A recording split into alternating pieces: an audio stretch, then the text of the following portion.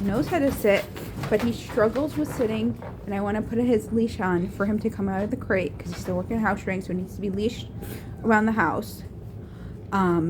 He's not in here very long. He's only in here to eat, and when Pookie is training for a few hours, like an hour and a half, and if I'm away.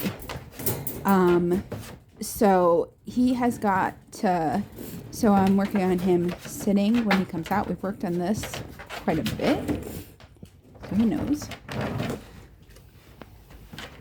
No. Sit. Bed. No. Sit.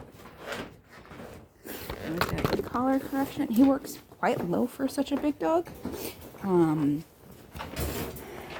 No. Sit. That was my fault. I got distracted. Okay. I don't care if he comes out of the crate or not. I just care if he sits to let me leash him up. No? Sit. Good.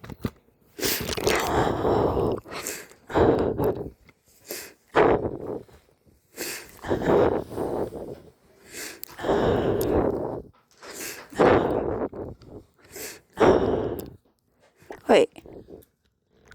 Hurts.